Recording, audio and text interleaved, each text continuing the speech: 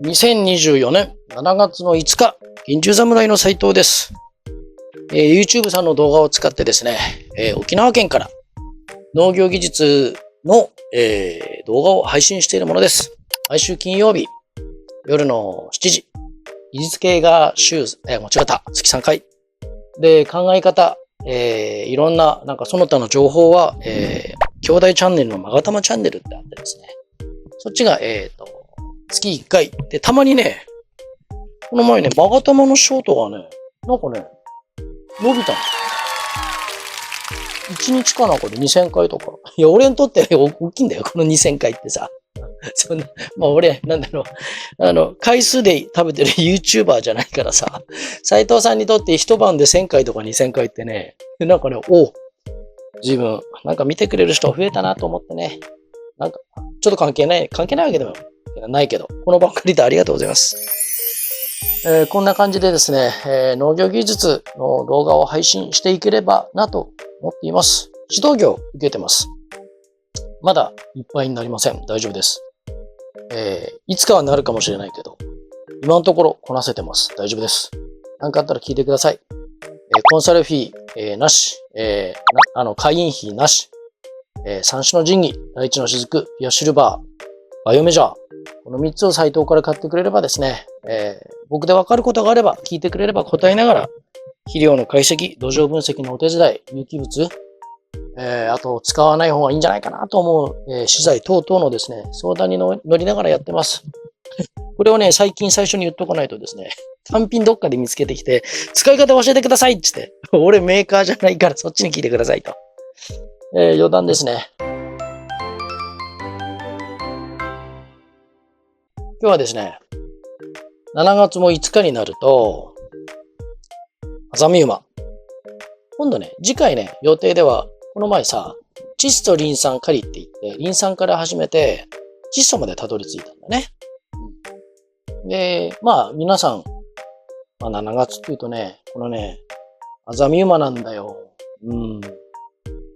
よくアザミウマのちょっと止め方であるとか質問であるとかいろんなのが来るんでね。アブラムシもセットで、アブラムシ一つで30分はね、ちょっとさすがに俺もね、喋れないな。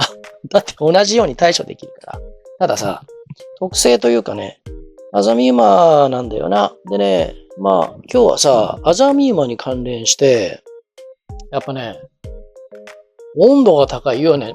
前も言ったさ、サイドのさ、メッシュのサイズが合ってないと、これ、俺動画配信してたかな？してなかった。いいや。おさらいも含めてさ、こんな形してんだ。虫のつもりです。頭です。俺に絵は期待しないでくれ。こんな感じ。体のサイズでいくとさ、頭です。横から見てね。横っていうか縦で。気をつけって感じで立ってるとね。で、こんな感じなのよ。サイズ感的に。で、これが、0.8 ミリとか、1ミリとか、1.2 ミリとか、詳細なミリメートルは、今 0.6 とかいろいろあるんだけどさ。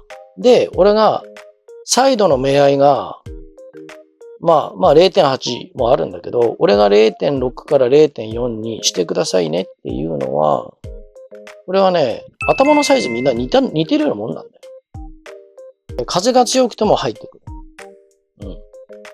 で、もともとは 0.8 で頭から来られたらさ、入りやすいよねっていう話は前したんだ。だから今日はなんで目合いに触れるかっていうと、やっぱり気温が高いから出るの、アザミウマ。アブラムシもそうなんで、アブラムシの場合はね、ちょっと触れとくか。アブラムシ止まんないんだよねっていう人が多いのはね、梅雨の時期もあるからさ、湿潤って言ってさ、湿度。風通し、湿度。特にアブラムシは風通しが悪い。ハウスの壁際とかね。ベランダの人だったら風の通らない角とかね。それはいろんな環境はあるよ。そうすると、繁殖数が旺盛だから、すごい数出てくるの。たったそんだけのことなんですよ。アザミウマもそういうとこあるよね。だから、外気がさ、もう30何度とかになったら、メッシュはそうだね。俺は 0.4 使うけどさ、斎藤流で入れとこうね。斎藤流。斎藤流では、俺もいろいろ試したんだけど、斎藤流では08、0.8 では無理だったね。色付きも無理だったね。まあ色のついてるサイドがいいか悪いかって、俺がちょっとこれ違うんじゃないのかなと思ったのはね。ハウス、こうやって見るでしょ？まあ、これ屋根あってさ。で、ここに、アザミウマが入ってきにくいとかっていう、まあ、色とかね、あってやるんだけど、こんだけのとこ色ついてるわけよ。で、特に俺は担当ハウスだった。担当ってのはシングルね。で連頭ってのはこれ繋がってるし、こうやって、こうどんどん繋がってってる。こういうね。うん。で、まあ端のとこなんだけど、ここから入ってくる光が、葉っぱの色ちょっと微妙に見にくいんだよね。だから、俺はね、あんまり色付きネットっていうのは、ビサのとこで調整かけていくんだよね。俺たちは。だから、俺がよく言う、あれやっといたらいいですか、これやっといたらいいですかってないですよと。冠水も含めて、冠水のスタートの時間も含めて。で、それはやっぱりさ、成長点だとか、全体的なハウスの中パッと入った瞬間の色の、感触もあるのさ。で、それがさ、まあ、ここ横が白いネットの人とさ、そうじゃない人で、ちょっと入った感じ違うなと思った時に、ビサの部分なんだけど、植物を見抜くとかジャッジするとか、植物に対してのメンテナンスケアをするときに、ちょっと自分の感覚が来るのは、俺はあんまり好きじゃなかったね。まあ今、サイドの話になったんだけど、でさ、まあ今色のこと言ったっていうのは、まあ関連してくるんだよ。結局ね、まあ俺がよく言う現地指導方針と斉藤さん違う。あるある。あるある。たまに来るんだよ。現地から。なんでですか？それはねって答える時もあるんだけど、しっかりしてくれよな。May I show? May I die? メッシュのサイズね。何ミリとか書けんの？斉藤さん昭和生まれだからさ。昭和42年です。関係ないね。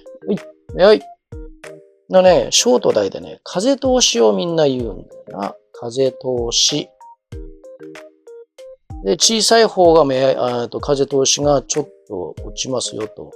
で、大きい方が風通しいいですよっていうので、1ミリとか 0.8 とか、いろいろ言うわけ。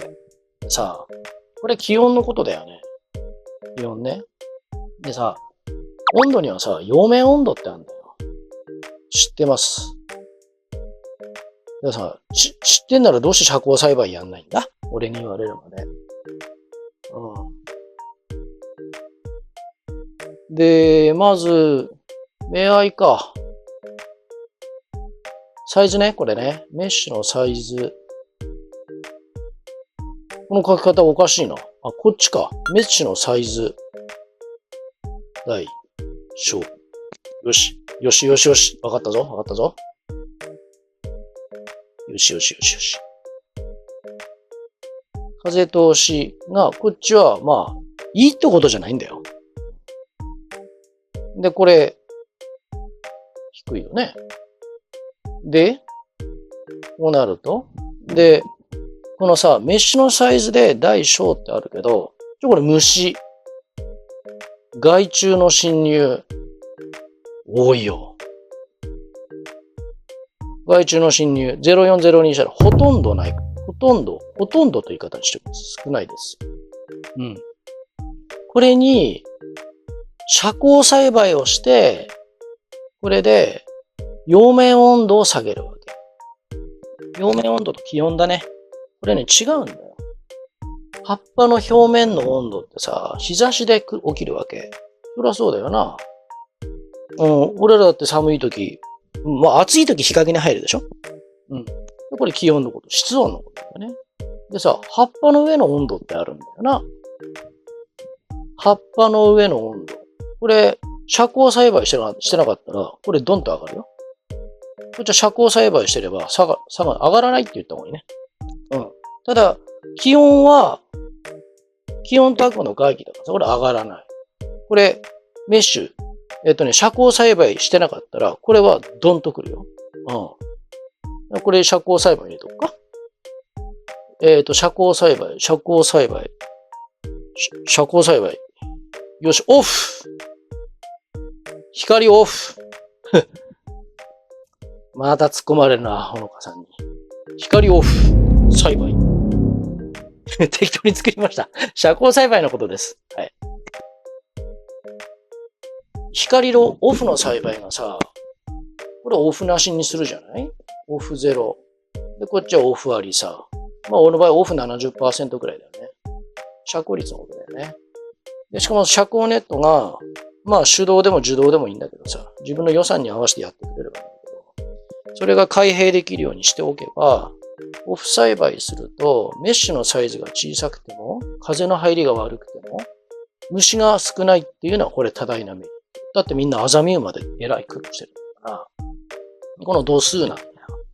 でこの度数がね、光オフしないと上がります。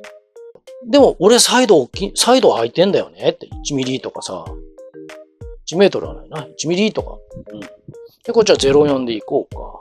でもさ、風の通りはこっちの方が良いとしても、虫多いでしょ？温度高いでしょ？だから遮光栽培と組み合わせなっていう。で、しかもさ、光の量が、光ってすごく大事だけど、温度が高い時ってやっぱ光強いの。例えば、どんなに横のサイズがあっても、で、風が通っても、デメリットはさ、虫が多くて温度が高くて、表面温度が上がっちゃうの。うん。風通ってる分温度下がりませんかって言ったら、こっちのオフにはかなわないんだよ。だから、オフにして、目合い小さく、虫の侵入は少ない、オフにすると、この温度すら上がりにくい。上がらないとは言わない。ただね、表面温度と気温は別の問題だ。うん。葉っぱの表面っていうのはね、光を受けてる。じりじりじりじりと。で、それが輪間、うわ、もうマックスダメだってなった時に気候閉じちゃうんだから。うん。気候閉じるってことは光合成が止まるか低下するってことだよね。著しく。まあ、二酸化炭素入ってこないからな。水蒸散しちゃいけないから蓋しなきゃいけないから。大騒ぎさ。で、今日はね、メッシュのサイズ特集をやったんじゃないですか。で、みんなアザミウマが止まらないっていうから、そもそもね、ここちゃんとやってちょうだいよってことなの。ハウスの設計の段階で。まあそうだな。日本は暖かいから、なぜか本当に従来の工事でいくと、うちの指導先でも04だって人、数名しかいないもんね。なんでって聞いたら、最初は風がって言うから、って言って。これ多いでしょってめちゃくちゃいます。虫ね。温度はいや、風通ってるから。で、遮光はって言ったら、少ないんだ。30%とかさ。がっつりした方がいいよって言って。で、この遮光栽培のやり方は、俺に聞きたい人は聞いてね。斉藤さん始めましてでもいいから。光が弱光の中でも光合成させる作戦っていうのはあるんだ。単純に物質を使ってね。ただ簡単じゃないからさ、気をつけてほしいんだ。これかと思って、一人走りしないでね。特にうちの指導先さんはね。俺には俺の考えてる倍率っての。そうすると、このオフの環境の中で、この04っていうのがメッシュの言い方になったけど、アザミウマなんだよ。よし。とにかくこういうことがあって、そもそもこのアザミウマの侵入の絶対数を下げておかないと、散布を毎日しようがなんだろうが、アブラムシも何でもそうなんだけど、湿潤ね、多湿になってさ、じくじくして風も動かないような環境の中でやってたよ。俺が循環線ついてるとか、遮光環境どうですとか、湿度とかって言うと、今まで1日10匹しか生まれなかった害虫が100匹1000匹って生まれたらさ、それはね、鬼門封鎖の効きも良くないよ。この前さ、アザミウマに鬼門封鎖が効かないっていう定説を聞いたんだよね。そうですかって言って。これ斎藤流がっつりいるとこ。じゃあね、うちの数百件いる指導先さんが、アザミウマなんで止まるんだ？鬼門封鎖で。今おかげさんで便利なことにさ、だいたい対象の害虫の拡大図ってインターネットで見ると出てくる。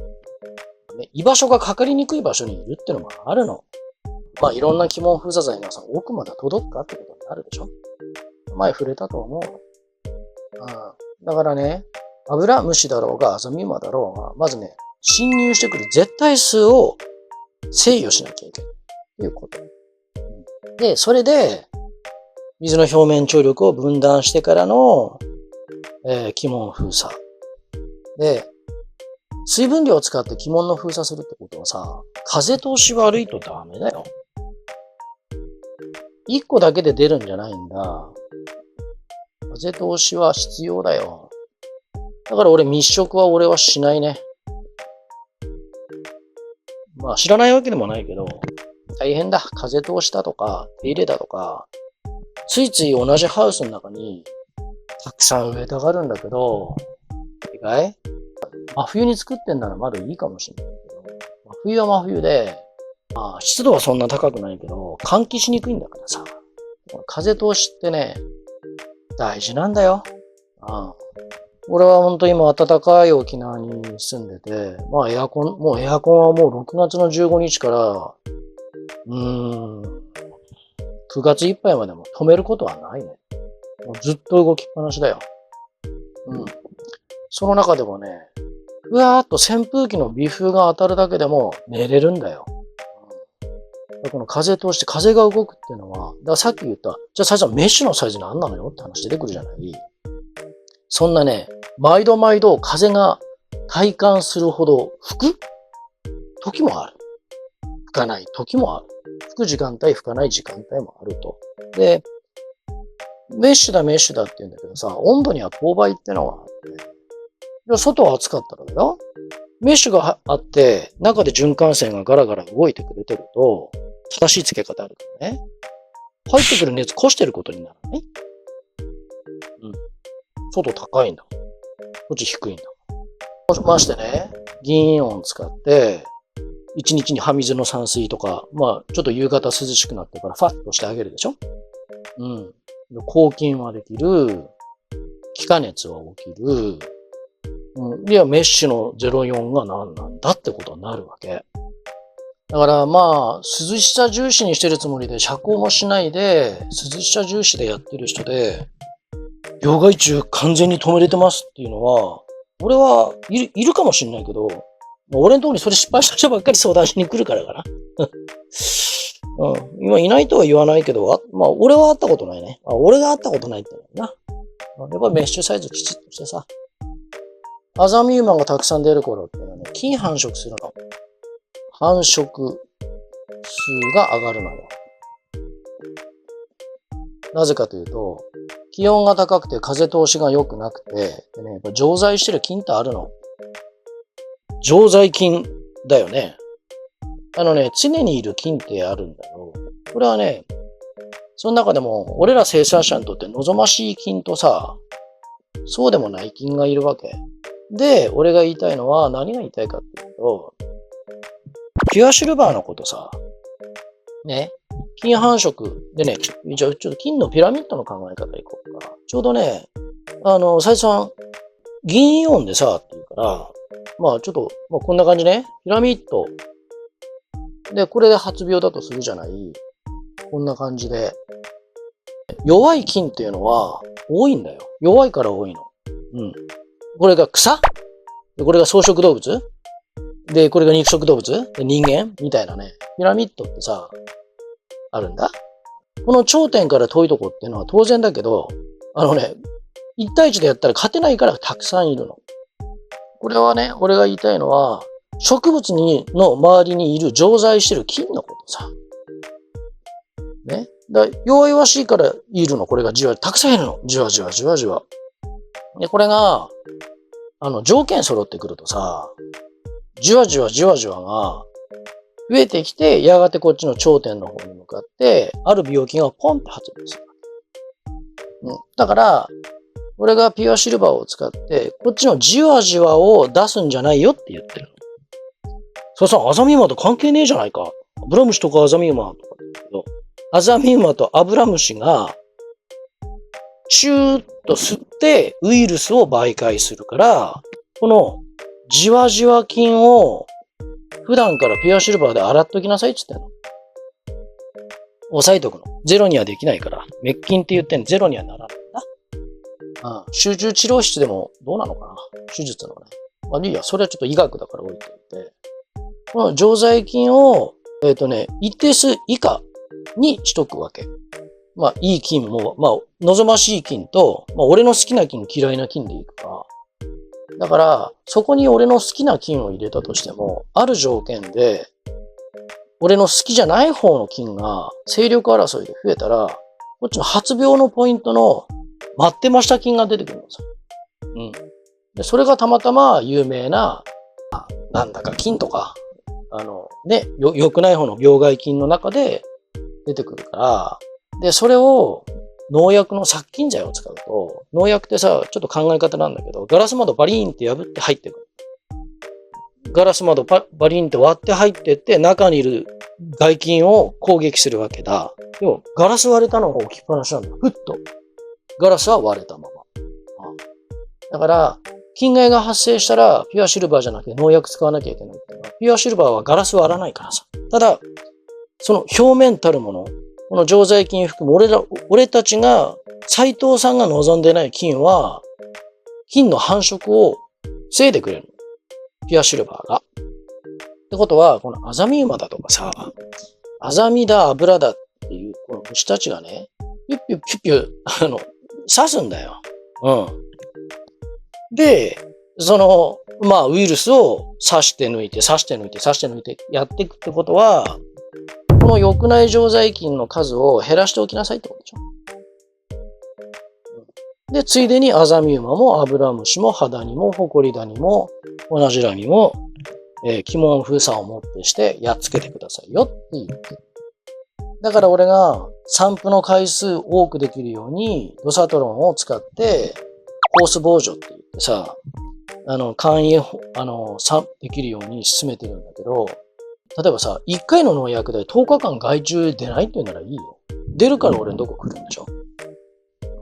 で、メッシュ何ミリですかあとは 0.6 ですとか、0.8 ですとかってみんなで言うから。って言って、じゃあ散布の回数、今からネット張り替えるのは現実的じゃないから、じゃあ、葉面散布の回数で、物理的に、本当はね、入ってこない目合いにして、遮光栽培して、で、こっちの言う、ピュアシルバー、銀イオンを使ったさ、常在菌の菌ですら、一定数以下に抑えておかないと、こっちの頂点の方にたどり着かれちゃうわけ。だから、これ関係あるんだよ、ここ。ここ繋がってる。うん。そう。菌と関係ないじゃん。違う。だってこの人たち刺すんだよ。うすって。こう、刺して悪いものを注入したりして、移していくわけ。ウイルスを媒介してるってことだよね。うん。まあそんなことしてますっていう人も、まあ当然だ。農業やってればいるんだろうけど。だからね、これだけじゃないの。こっちの菌の問題もあるわけ。うん。だから、繁殖がすごく旺盛になってる虫の繁殖、菌の繁殖が、温度と湿度と風通しの良くなさで、非常に活発化している時期であると。うん。それを頭に入れておいて、インフラ、目合いだとか、循環線の台数であるとか、あとは株間、畝の配置が、そもそも、ちょっと、来年は直そうねっていう人の場合は、それは苦戦するよ。だからみんなね、この、まあ6月の中下旬から7月の初旬になると、斉藤さんあれが止まんないんだ、これが止まんないんだっていう人が多い。うん。でもその頃には、サイドの目合い変えたりとか、ホース防除の仕組み今から配置するって言って、できないでしょ？できない。まあやる人もいるだろうけど、それどこじゃないから。だ結局、銅粉出してさ、わーわー農薬やってガッサガサにしちゃってさ、で、ね、止まらないから、で、今度どんどん葉かきが遅れてって、ジャングル見たくなってって、すると、こっちの、斉藤さんの好きじゃないような菌が増えてきて、こっちに達する。で、アザミウマとアブラムシがプチュッと刺して、ウイルスを媒介して、どんどん感染していくと。で、アザミウマ舐めない方がいいよね。アザミウマの、まあ、止め方っていうんじゃない、出さないっていうのはそもそも根本的にインフラの問題があるということ。出ちゃってる人は出ちゃってる人で相談に乗るけど、やっぱり多頻度の表面洗浄が必要になると思います。それでもいいから全滅は免れたいからやってみますっていう人には、俺がよし、じゃあホース防除って言って、簡易型の散布をしてる。それはね、栽培が始まる前にちゃんと準備しといた方がいいと思うよ。まあ、最近うちの銀龍侍見てくれて、ちょっと今からでもやってみたいですっていう人は、もちろん相談してください。答えます。今日はアザミウマだったな。今度はちょっと狩りかな、今度は。まあ、ちょっとね、題目が流動するんですけどね、どうしても止まらないだとか困ってる案件も優先するんでね。よし、このようにですね、問い合わせフォームの方から、銀龍侍合同会社と申します。ホームページ持ってます。その問い合わせフォームの方から入ってきていただいて、課題、あと知りたいこと、疑問等があれば、サイトでわかることであればお答えします。で、そのやりとり、いちごちょっと待って。やりとり、肥料解析その他等で納得していただいた方が、うちの指導先さんになって、こうやって一緒に斉藤さん止め方教えてくれとか、予防はとか、そもそもそういうふうにしない、今みたいなことやってないと苦戦するから気をつけてねとかっていうやりとりが、始まります。以上、よろしく。